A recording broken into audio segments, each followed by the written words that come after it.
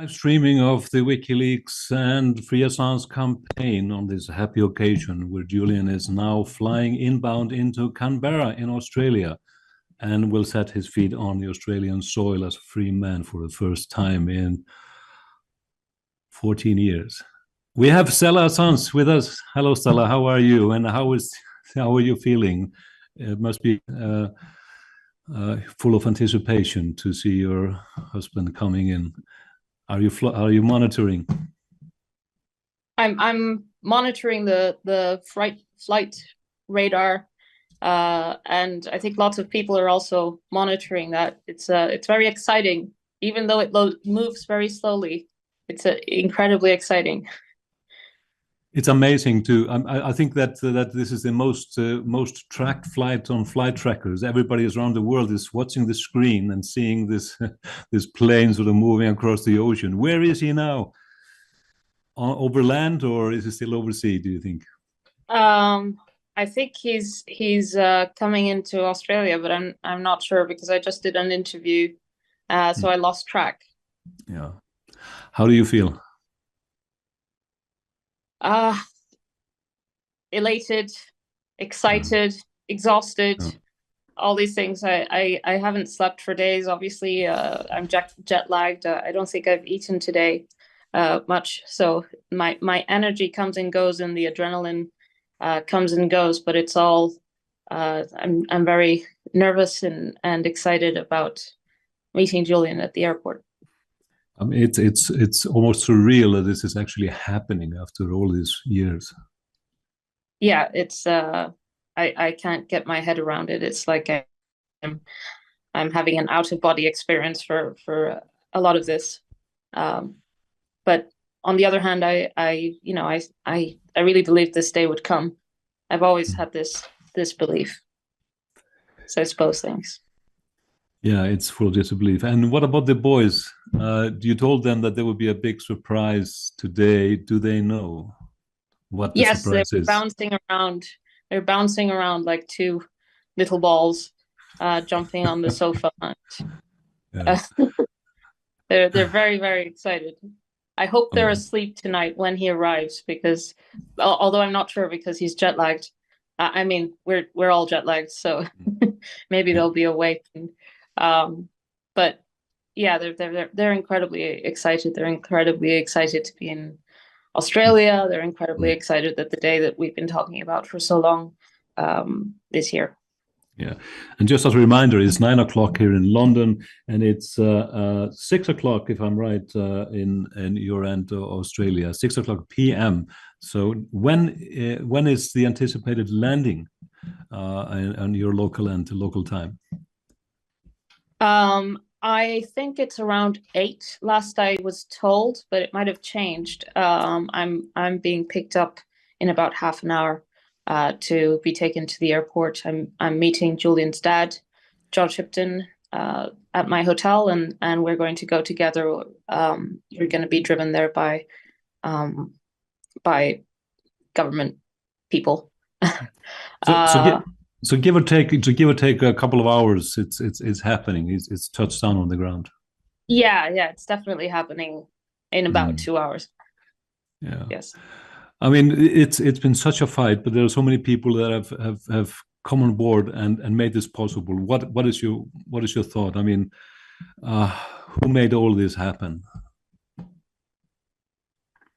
It's millions of people. It's impossible to name them all. It's people who have been close to Julian. It's people who Julian has never met.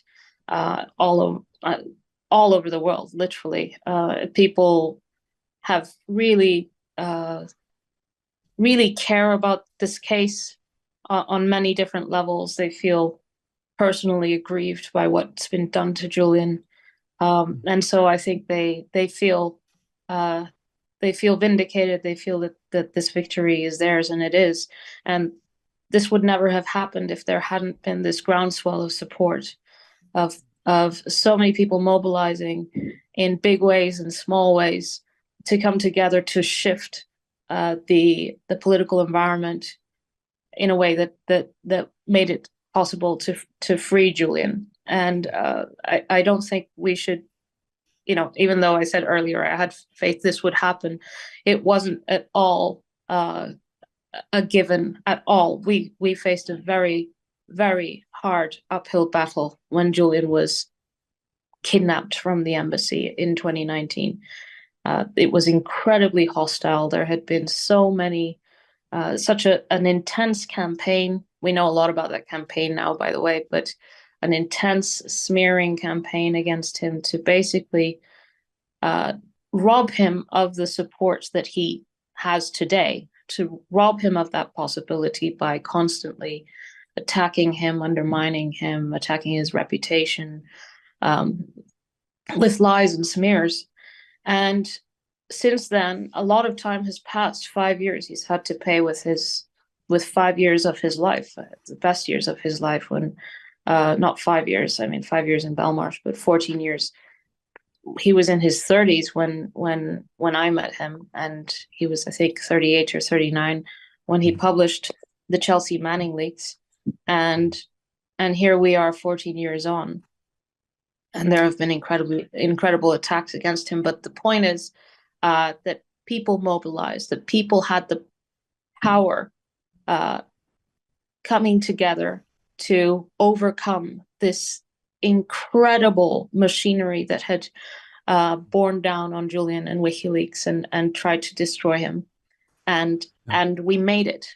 We made it together, not just those around Julian, but we are sustained by those millions of people who have been carrying this for years.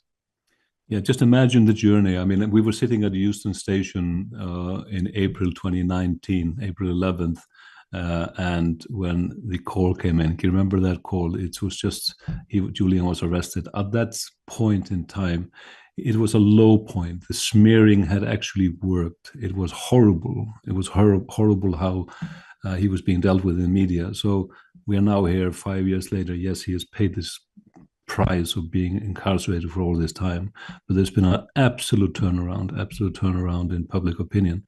But there are still bad people in this world, but we are now seeing a moment where the good people are winning, finally. Yeah, that's right. I mean, we shouldn't lose sight of the fact that there are factions within the United States and other countries, allied countries, that want Julian, that didn't want this, that didn't want Julian freed ever. They wanted to make him a continuous example, to basically bully everyone else into submission. And they're angry today. But the vast, overwhelming majority of humanity is celebrating this moment, because it's a moment of humanity, of justice, of freedom, of long anticipated history in the making. And we won. Talking about good people, we have actually Agnès Callamard on hold with us. Let's see if she can join us, Stella. She's the General Secretary of Amnesty International. Amnesty International has been very supportive, and Agnès, both in her current capacity and in her previous capacity as a special rapporteur on torture. Welcome, Agnès. Thank you to join us. And Stella, can you hear me? She can hear. Welcome. I cannot hear you. So what's your reaction to the news today? What's happening? Are you talking to me? Yes, I was talking to you, Agnès. Thank you and welcome. It's good to see you. Sure. Hi, everybody. Hello. Well, I'm elated. I'm so happy that he's finally going home. I'm so happy for his wife. I'm so happy for his kids. Happy for everyone who worked on his behalf for so many years, and I know worked so hard, because I was privileged enough to be following them on and off. It's a labor of commitment, a labor of love, a labor of belief. belief in him, belief in press freedom, belief in justice. So I think we should be celebrating and knowing that the fight goes on. The fight goes because on. There are many more journalists, many more people like him who are behind bars, who are facing threats. The situation of press freedom around the world is at its worst. And the fight goes on, but I think today we just need to celebrate, because we don't have so many days of celebration, and today is a great day. I totally agree with you, and we have Stella here as well. I can see her. Hi, Stella. Hi, Agnès. And I mean, thank you so much for your support. I mean, remember that we met briefly when you were a special rapporteur on torture, doing a very brave work on the Khashoggi report, which you were very much criticized for. It was a brave move on your behalf to be such firm in the decision in that report, which is about the assassination of a journalist, of course, a horrible event. But now we are here, and we have a lot of work ahead of us. And I've been saying this earlier here on this streaming. I hope this marks a turning point, that this victorious day will mark a turning point in the fight for journalism, because there's a lot to do. Stella, do you think that we will have Julian in that battle for all the journalists and for journalism? And he's been fighting for that all his life: the transparency, information freedom, and the right to publish. Well, Julian's commitments don't go away. I think it's congenitally impossible for him to stop fighting injustice. But for now, I think he will need some time to recover, to rest. But Julian is always going to fight for the rights of victims everywhere. He feels it in his skin when someone is being victimized. He has dedicated himself to giving the tools to try to overcome the imbalance of power and enable victims to fight back. So I don't know what will happen next or when, but in the immediate future, Julian needs time to recover. Of course, I mean, we fully respect that needs to happen. That's what I told to Julian on Saturday, when I think I was the last visitor to actually see him in Belmarsh. And thankfully, I hope I'll never see that place again, that horrible place. And I said, I'm not gonna bother you for weeks now. You need to take now time to, and imagine, I mean, after all this sensory deprivation throughout the years, I mean, he has never seen for 14 years a full sky, and breathe the fresh air, and stand on the beach watching the ocean. The thing that we take for granted in our lives, it's almost going to be an attack on the sensories, that to be having to experience this freedom, this extraordinary feeling. But we're so happy for him.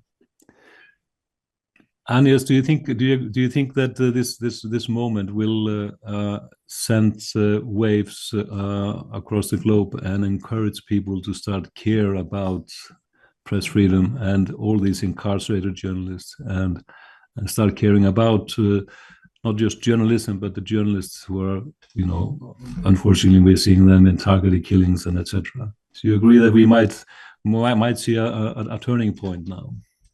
I think the first thing I wanted to react. I think we need to acknowledge that Julian Assange has been a victim of cruel, inhuman, and degrading treatment, that he may have been, in fact, a victim of torture because of the conditions of detention. So I fully support what Stella just said. He will need time to recover, like all victims of that kind of treatment. And we need to give him the space and the time to do so before putting him under too much political pressure. I mean, it will be his own choice, but we need to acknowledge the nature of the treatment that he has received under the in prison, in solitary confinement. In terms of the signal to the rest of the world, you know, it's a mixed signal.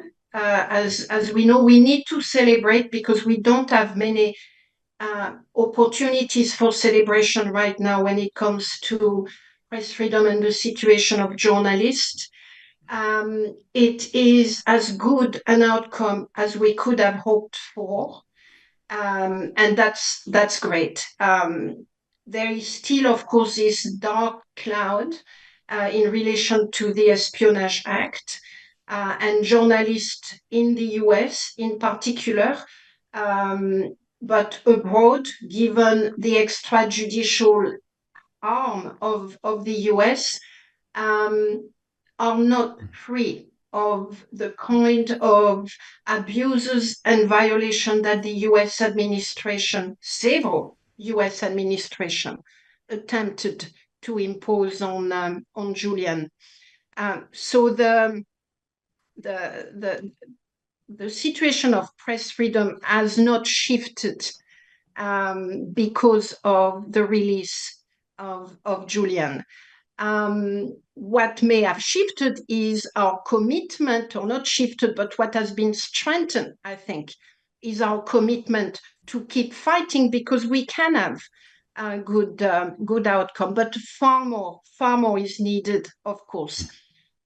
Protection of journalists must remain on top of the agenda. We know what's happening in Gaza right now, where journalists have been killed in large numbers, some of them actually specifically targeted because they are journalists. We know what's happening in terms of the imprisonment of journalists around the world. Our colleagues from Committee to Protect Journalists and Reporters Without Borders have denounced the rising numbers of journalists being arrested. We know that the indicators for freedom of expression more generally are going down, as our colleagues from Article 19 have shown. So there is, this is a day to be strong, but this is not the moment to just think we have achieved what we need. On the contrary, we need to keep going. We need to ask far more and stronger international guarantees for people like Julian Assange and other journalists. We need to insist that those governments that pretend to be espousing so-called human rights in their views or democratic principle actually put their actions, ensure that their actions follow their words. We need to do far more at international, regional, and national level. Press freedom, freedom of expression in the United Kingdom is not great right now, and there needs to be far more. We hope that the election will be an opportunity for those running for election to demonstrate their commitment. And around the world, in fact, that's what is needed right now. So far more. But today we say welcome and enjoy.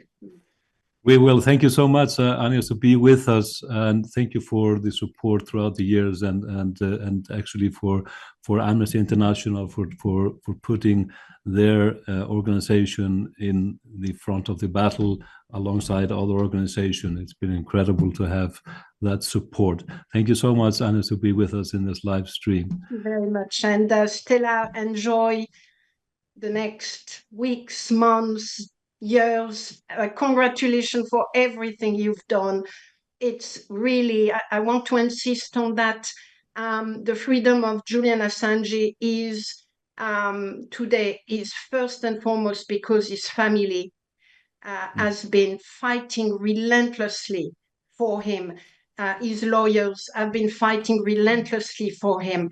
And it is, I want to really, really recognize the fantastic work that all around him have done to get him where he is now, in a plane on his way to Australia. So thank you on behalf of all of us, because your fight means so much to all of us, and it will have implications for all of us. So thank you so much. Thank you. Bye-bye. Thank you. Thanks, Agnès. I totally agree, Stella. It's because I mean I'm so proud to know you and to observe your fight. I mean, you are a phenomenal fighter. I mean, it's been incredible to watch you under the difficult circumstances, to be a mother, the wife, and the campaigner. I mean, how do you go? How can you deal with all these juggling? It's just superhuman, Stella. Full of admiration. Well, it's a challenge. It's a challenge, but I think, you know, my fight for Julian and his friends and family who fight for him, who've been fighting for him. This is an expression of our love for Julian, who's such an extraordinary human being and who has been suffering, you know, suffering so tremendously. And how could we not? How could we not? Yeah, I mean, I notice you're emotional. I have had people giving me a call, the supporters who have been crying, but they've been crying now the tears of joy and unstoppable. Journalists, we've been working with people who have been in the campaign that just couldn't believe the news, and it's such a good feeling to have tears of joy finally, instead of the sorrow we've been going through for all these years. Can you tell me what's going to be up next now on your end? Will you have a press conference on the ground? Just practical information for people who are watching. We're going to have a press conference here in Canberra after Julian's landed, about an hour, and I think it's an hour and a half after he's landed. We'll confirm that on social media. It also depends on the flight estimated arrival and so on. And we'll be able to give everyone more information. And I think this live stream is going to be live streaming it, if I'm not wrong. Yes, we hope to do so. Yes, I'm sure you were following the proceedings on the tourist paradise, the Northern Mariana Island. And I've actually listened to the audio from the courtroom, and it was incredible. And I have to admit that yes, we said he was free on Monday, but that was free from Belmarsh. Then he was free from the other kingdom, but you know, continuously, it was not until he walked out of the courtroom in the district court of the Northern Mariana Island that he was finally free. Did you watch and observe? What went through your mind that you saw the imagery of him going out of the courtroom as a free man? It was incredible to watch. I mean, I started crying, tears of joy. I was very, very emotional when I saw it. I wished I had been there. But Julian tells me that the people of Saipan were very nice and treated him very well, and that the weather was very good. That usually it rains every day, but today it didn't rain, and it was very balmy weather. So I think it was a very soft landing for Julian.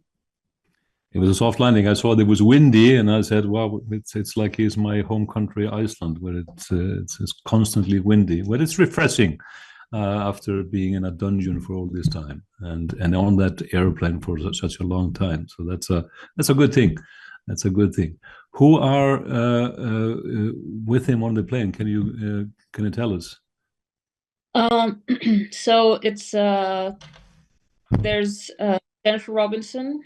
He's long-standing lawyer who everyone probably knows. Barry Polak is U.S. criminal defense attorney who flew in from Washington to London to take that flight with Julian on Monday morning. I think he flew in Monday morning. Anyway, the flight left Monday afternoon.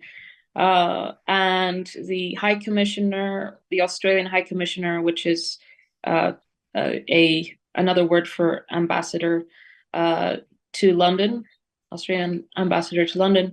And in Saipan, they were met with the Australian ambassador to Washington, D.C., Kevin Rudd, who is on the plane back to Canberra. So we have two ambassadors and two of Julian's lawyers who were there. And the atmosphere in the plane is very positive. When I spoke to him as he was leaving Saipan, the connection was not great, but it sounded very relaxed and good. I mean, it's quite an entourage to have two ambassadors, one former prime minister flying in to, I hope, our heroes welcome. It's such a great day. Stella, we might maybe hear from more of you, but I need to let you go. There's your preparations. You know, it's such a great day, Stella. Congratulations, and hope things go well, and enjoy the day. Thanks for being with us on this live stream. Thank you, Kristinn. Wish you were here to